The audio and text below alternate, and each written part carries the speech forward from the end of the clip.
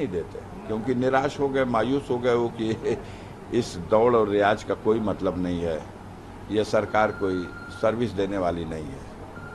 लोकसभा तो चुनाव पूर्व विधायक मुख्तार अंसारी जी के साथ हुई घटना है, इसको लेकर अभी लोकसभा चुनाव में भी क्या समाजवादी पार्टी भी इस पर मुखर है और चुनाव में इस तरह देखिए, अभी हम लोग उस तरफ नहीं जा सके, हम सब मर्माहत हैं। हमारे परिवार का एक हीरा निकल गया है और मीडिया के भाई सरकार की मंशा के अनुसार जितनी गंदी संज्ञा दे के मुख्तार अंसारी को पुकार ले, जितनी बुराइयां उसके नाम से लिख दें, लेकिन गरीबों के दिलों पे उसका राज था। मुरली मनोहर जोशी भारतीय जनता पार्टी के राष्ट्रीय अध्यक्ष रहे हैं, चोटी के बहुत बड़े नेता रहे हैं, और बनारस की धरती पर मुख्तार अंसारी और मुरली मनोहर जोशी का लड़ाई हुई थी, बहुत मामूली से वोटों से। 2 विधानसभा में, रोहनिया विधानसभा और सेवापुरी विधानसभा, दोनों जगह मुख्तार जीते थे और मुरली मनोहर हारे थे। शहर जब आया तो शहर में कैंट मुरली मनोहर जोशी को जीतना था, जीते, लेकिन उत्तरी दक्षिणी उस समय एक समद साहब एमएलए होते थे सपा के, और वो सारी ताकत लगा दिए लोग, नहीं तो एक सीट उत्तरी हम लोगों को और लीड होनी थी, वो हमारी लीड नहीं हो सकी। और 1 बजे के बाद जो कांग्रेस पार्टी के उम्मीदवार थे, राजेश मिश्रा या और भी जो कोई उम्मीदवार थे, ये लोग खुद ही कहने लगे फूल को वोट दे दो, फूल को वोट दे दो, नहीं जीत जाएगा मुख्तार। अब अगर लोकप्रिय नहीं था तो क्या उसका दबदबा था? जब वो जेल में है, वो जेल में लड़के लड़ा था, कोर्ट ने, हम लोगों के वकील ने दरखास्त दी तो कोर्ट ने कहा था कि आपने 10 दिन का पेरोल मांगा है, हम इसको 3 दिन के पेरोल देने पे विचार करेंगे, आप एप्लीकेशन दुरुस्त करिए। 3 दिन के पेरोल की एप्लीकेशन दी गई, तब उन्होंने कहा 2 दिन का। बहस सुन के जजमेंट रिजर्व किया, 2 दिन का पेरोल मिल गया होता तो मुरली मनोहर जोशी सब होने के बाद भी हार जाते। हम लोगों ने रोड शो का मैप तैयार कर लिया था, किस तरह से उसको सिर्फ एक रोड शो करा देंगे 2 दिन में 5 विधानसभा में। घोसी लोकसभा क्षेत्र, अपने जमाने के कद्दावर नेता रहे हैं कल्पनाथ राय, काबीना मंत्री रहा करते थे, श्रीमती इंदिरा जी के बहुत खास मंत्रियों में से थे। और काबीना मंत्री कल्पनाथ राय के खिलाफ 1995 में मुख्तार इसी घोसी लोकसभा सीट से चुनाव लड़ गया और 3 विधानसभा में उनको हरा दिया।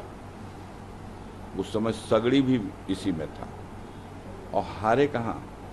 मऊ सदर से हार गए, मऊ सदर विधानसभा में, और गोहना मोहम्मदाबाद में वो हार गए, और 3 जगह जीत करके भी उनके मुकाबले 12,000 वोट से हार गए, जेल में थे। और कल्पनाथ राय बहुत बड़ी हस्ती थी उस धरती के लिए।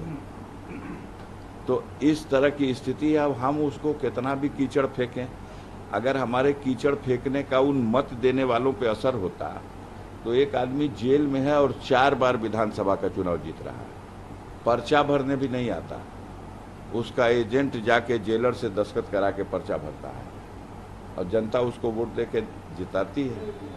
मत स्वीकार करे, कोई संज्ञा आप दे सकते हो, हम मानते हैं कि मुख्तार अंसारी को कोई शंकराचार्य नहीं मानेगा, लेकिन जितनी बदनामियां हैं उसकी कभी समीक्षा आपने नहीं की। अब तो वो दुनिया में नहीं है। हम आपको कहते हैं और साधारण ढंग से कहेंगे तो आप उसे गंभीरता नहीं लेंगे, इसलिए चुनौती दे के कहते हैं मीडिया को कि अब तो मुख्तार मर गए, कहानी बंद। लेकिन आज की डेट में जो आप रोज लिखते थे कि 60-65 मुकदमे उसके खिलाफ हैं, आप सिर्फ इतना मांग लो कि जो जितना भी 60-65-70 जितना मुकदमा बता रहे हो, इनमें कई मुकदमा ऐसा है जो मुख्तार के जेल में जाने से पहले का उसके ऊपर है, मांग लीजिए।